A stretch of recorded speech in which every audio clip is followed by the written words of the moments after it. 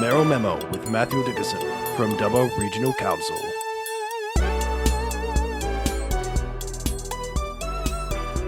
Time is now 13 minutes away from 8 in the morning, and at 13 away from 8, I have to say the Bathurst show, of course, just completed, just talking to Brett Kenworthy from the Show Society.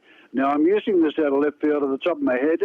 Matthew Dickerson, good morning, first of all. Good morning, Kerry.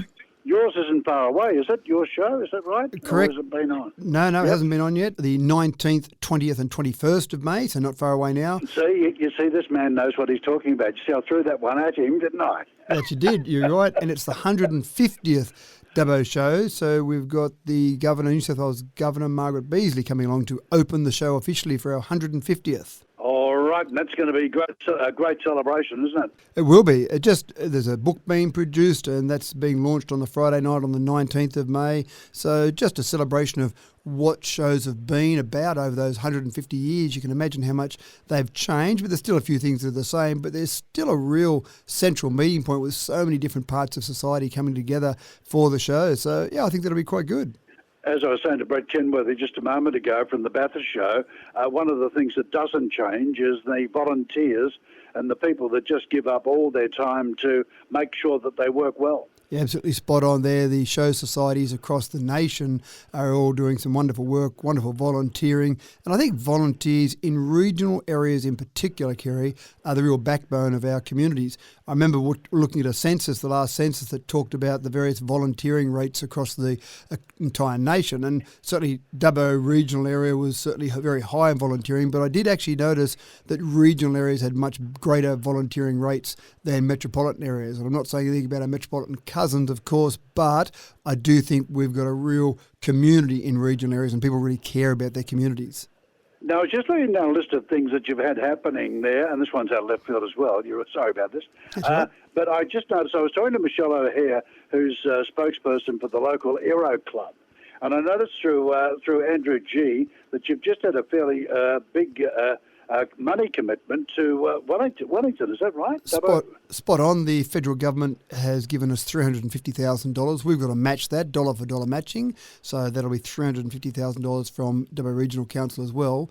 And that money is being spent on upgrading the runway. Now, the runway in Wellington is a fairly old runway. Now, there's not many planes that use that, so they don't do much damage to it. But we've also got drag races that are held there on a regular basis. The local drag club uses that.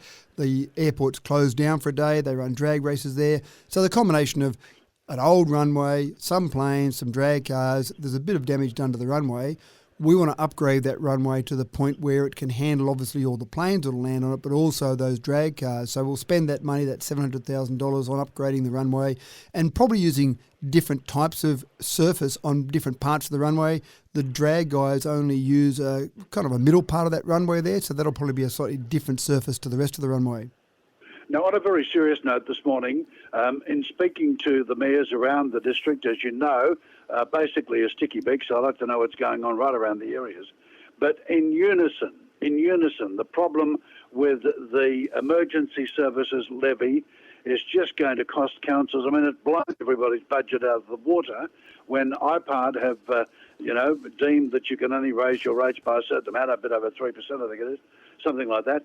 The turnaround, then they throw this extra levy on councils. It really is hard work, isn't it? $616,000 hit to the bottom line for Dubbo's case. Obviously, it's different around the different councils, but you're right. There's two problems with it, Kerry. You mentioned the IPART rate pegging amount. That's 3.7%. That's the maximum amount we're allowed to put our rates up by.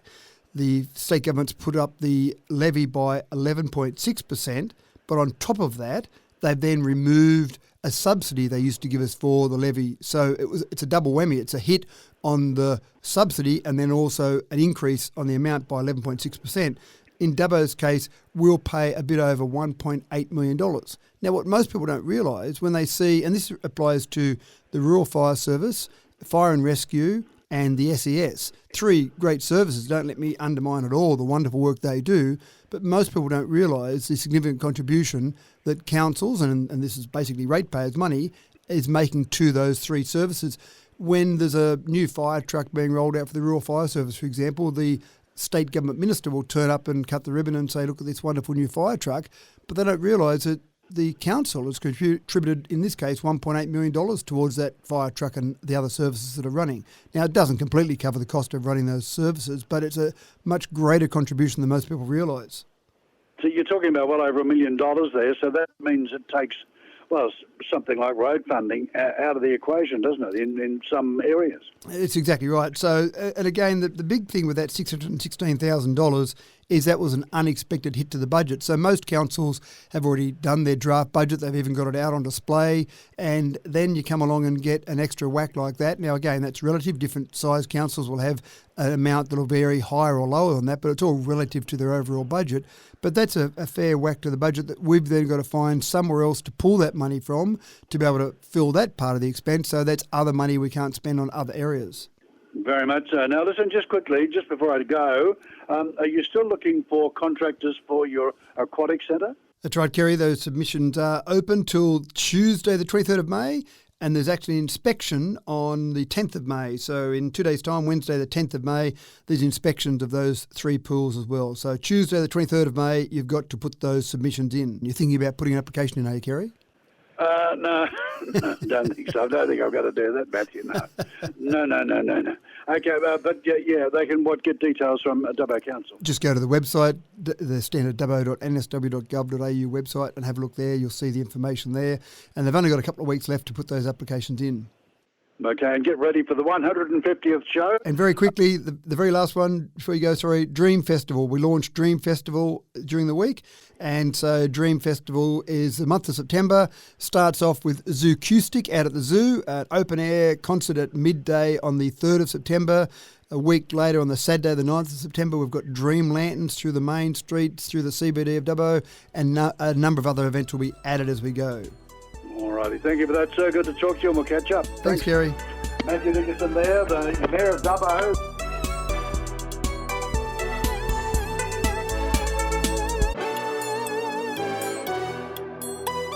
Mayoral Memo with Matthew Dickinson from Dubbo Regional Council.